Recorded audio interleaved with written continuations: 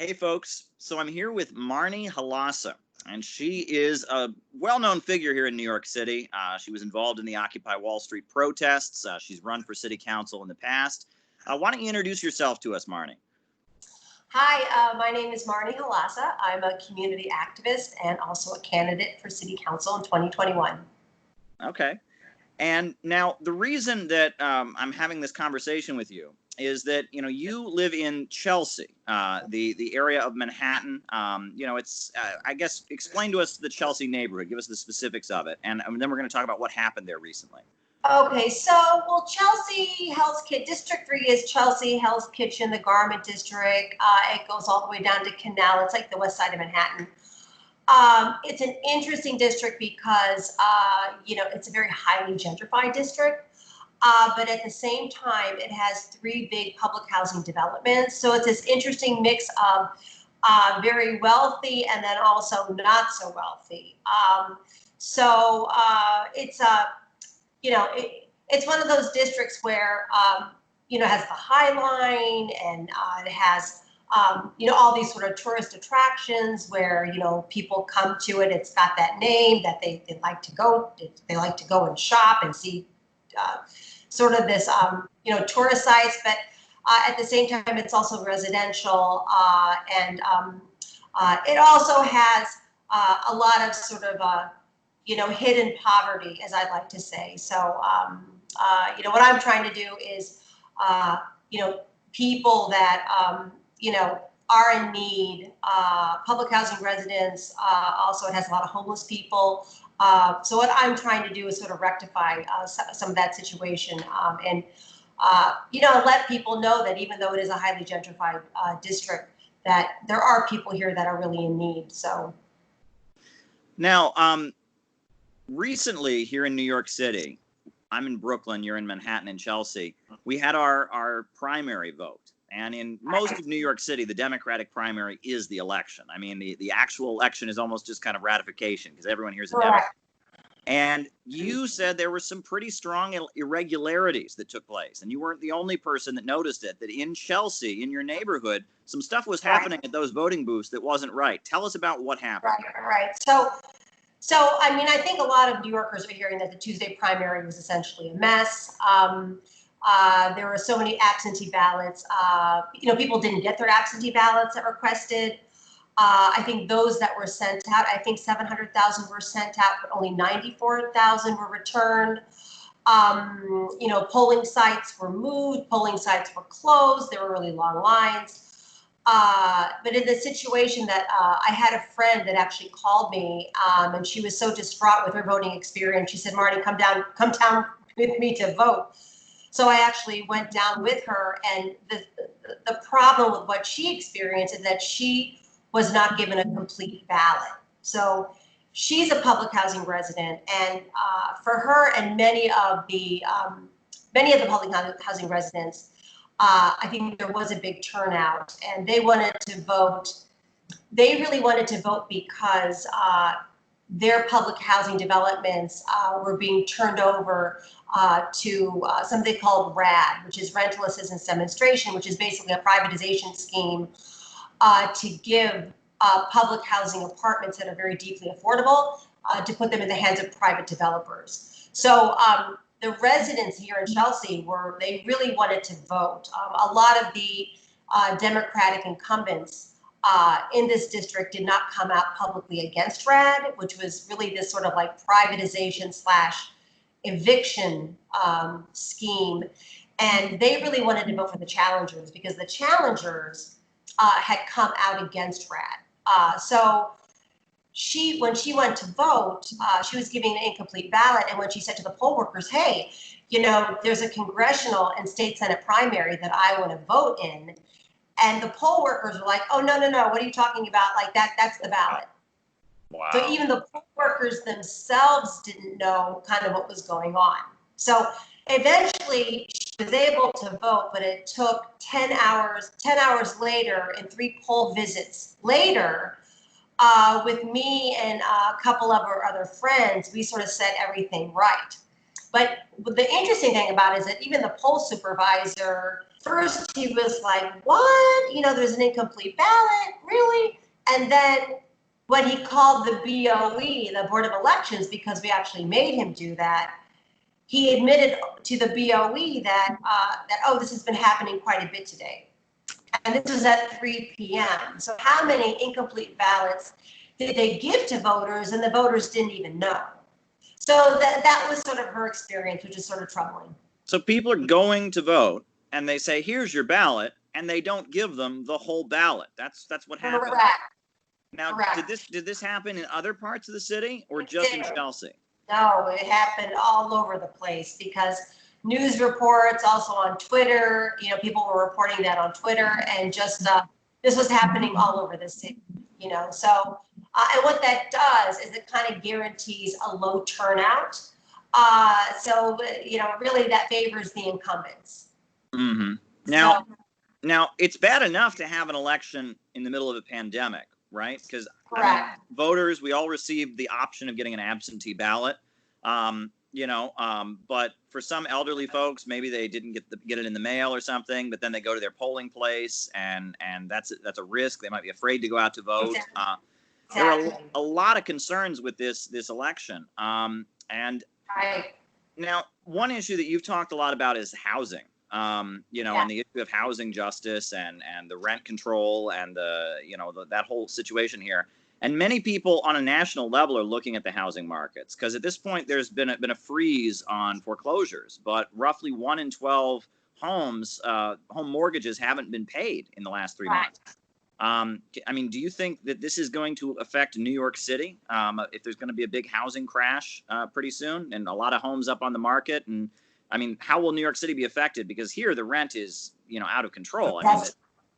Well, it's interesting. I just went to #CancelRent protest, and what they're really worrying about is that apparently there's going to be there's a moratorium on evictions until August 20th, but actually August 20th there's going to be a slew of potential eviction claims. So people are really worried about that.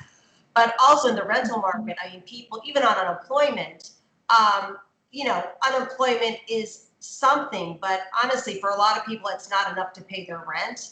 So I think a lot of people are worried about that. And, a lot of people aren't going to have jobs to actually go back to. So I know that there's a lot of housing groups that are really calling for, Cuomo to cancel the rent, to extend the moratorium on evictions, so it's even past August 20th. It just seems like a mess, and I think people are really looking to, Cuomo to actually do something about this. He seems to not like he doesn't seem like he's really doing anything, and it actually does make sense because his donors are all pretty much from the big real estate lobby. But I think it's a real concern. I think what I see is people are walking around with this kind of anxiety. Like, people have a lot of anxiety about paying their rent, paying their bills, and they're kind of in this weird sort of purgatory. Mm-hmm. Very, very interesting. Now, I'm curious. You've run for city council in the past. You're planning yet another run. Right. What measures could the city take to actually help people deal with this? Well, the first thing they can do is that they should cancel the rent. I think in Ithaca, New York, Ithaca just said, we're just going to cancel the rent. And the mayor signed an executive order, and that was that. So the thing is, I think regular people don't really realize how easy it would be for Governor Cuomo to just cancel the rent. So I think that's number one. I think there's the rent voucher system, and people are having a hard time. We could get rent vouchers to help us pay the rent, similar to unemployment. Again, extend the moratorium for evictions, I think people really need to make noise. You have all these amazing, the Black Lives Matter protests that are happening right now. People are on the street. What I'd like to see is, in addition to Black Lives Matter and police reform, there's economic equality and economic justice for people of color, and everybody. I think everybody's in the same boat. So many people have lost their jobs. So that's what I'd like to see. Government is supposed to work for us. That's the whole point of government. And in this pandemic, this is what it's for. Well, now back to the voting situation. Now, the urban political machines, whether it's Tammany Hall here in New York City, Chicago, Philadelphia, they have a Right. reputation for being corrupt and crooked, right? Oh, And no. And there's also like there's no accountability. Everybody, after a situation like this in the primary where there was so much election mismanagement, we always remember in 2016 with Sanders against Clinton and 200 people were purged from the polls, in Brooklyn. So, I mean, everybody screams about it, but I think what really needs to happen is that I think it's this group. What is this group? Citizens Union. It's like a good government group. It recommends creating a new governing body to administer elections. It's completely nonpartisan. So what they're recommending is that in New York City, the mayor would appoint a chief local election officer to work with the board. There would be no Democratic and Republican commissioner system. It also means that like the Board of Election head Michael Ryan should resign. So completely new people, are hired. And also another big problem is that there's a lot of nepotism. So at the polling sites, it's it's like the council members' friends, and they're all Democrats. So maybe hiring should not be done through nepotism, but through a merit-based system. Also through public postings to find qualified workers, which is the norm in filing city government jobs. It should be a complete overhaul. And I mean, this has been said for years and years, but then like you need all the Democrats in power to like implement it. yeah, well, it's interesting because, in the November elections, the final vote, you have poll watchers from the Democrats, you have poll watchers from the Republicans who watch the vote go down, and it's like that both sides are represented. But when you have a Democratic primary vote, they're not going to have a representative from one faction and a representative of another faction. It doesn't work that way, right? There's one Democratic Party, and it just so happens And people. of course, and who do they want? They want the incumbents. I mean, Yeah. the interesting thing in Chelsea is that there are two challengers. Lindsey Boylan challenged Jerry Nadler, and Elizabeth Glass challenged Brad Hoylman, who's the state senator. And both of them had actually very, very good showings. Lindsey, I think, got over 25% of the vote, and Elizabeth Glass she did not have a huge amount of money. I mean, she challenged Brad Hoylman and she got 34% of the vote. And this is before they're counting all the absentee ballots. So the challengers had really, really good showings. And when I talk to people on the street, I was out for election day. I also help organize public housing residents. What I heard is that people really, really want to change. And I just think, under the Democrats, the city is so expensive. The rents have gone higher. It's so difficult to live here. Even for the last couple of years, New York has seen kind of an exodus of people going to other places like the South and the Midwest because it's much easier to live. So I feel like people really want to change. And it's really economic. It's all economics, and people want rent relief. And I think, with also the Black Lives Matter protests and the pandemic, I think you're going to see real change. Well, it's interesting because AOC, she had a smashing win on. Smashing win. Huge win, yes. Right. And then we also saw out in Queens that race for the attorney general, the Queens prosecutor, and with Tiffany Caban, right? And it was very, very close, and it was like she won. And she won by Melinda Katz. Somehow they found 60 extra votes. Somehow they found it. So this is the thing, is that, I mean, it's been known and it's been reported on that, that the machine party politics, like the Democrats always support the incumbent, and it's really hard to win, and it's really hard when everything is sort of stacked against the challengers. Then that's why what the DSA does is so important. They primary incumbents, and they're doing really, really well. So Well, yeah, I was going to ask you about that because it seems like there is a new source of opposition to the establishment in New York City, but it's not from the Republicans. It's from this kind of rank and file wing of the Democratic Party, and that's where Exactly. AOC comes out of, Caban and others. Yeah, totally, And totally. who is in that coalition, right? We know about the big real estate developers that are backing the Democrats and such, but who is in the kind of the underdog coalition that we're seeing here in Yeah. local But, politics? I mean, I think you see a lot of the housing groups, housing justice for all.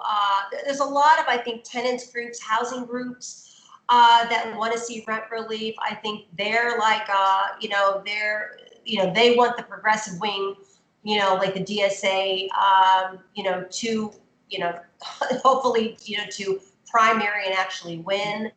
I think a lot of progressive coalitions. I mean, they're part of that as well. But I feel like what's really happening is like we're all sort of everybody whether the whole Democratic Party is trying to figure out who it is. Like everybody's battling for the soul of the Democratic Party. Should we stay centrist? Should we go more progressive? And I think in New York, and I think also in sort of like communities of color and poor communities, I think you see a real shift toward the progressive, they really want the progressive sort of like groups and the progressive trend to like, overcome like sort of machine politics. Yeah, well, Charles Barron has been in city council for a long time, and he refers to himself as an elected revolutionary. Yeah. I've heard.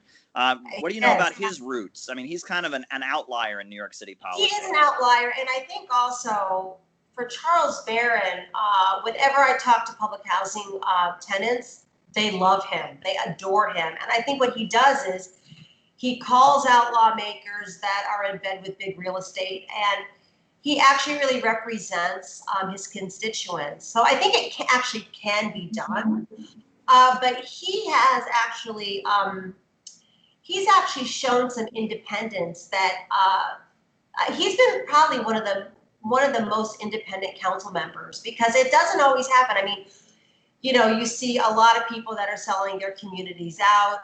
Other council members that are people of color, like Lori Cumbo, Margaret Chin.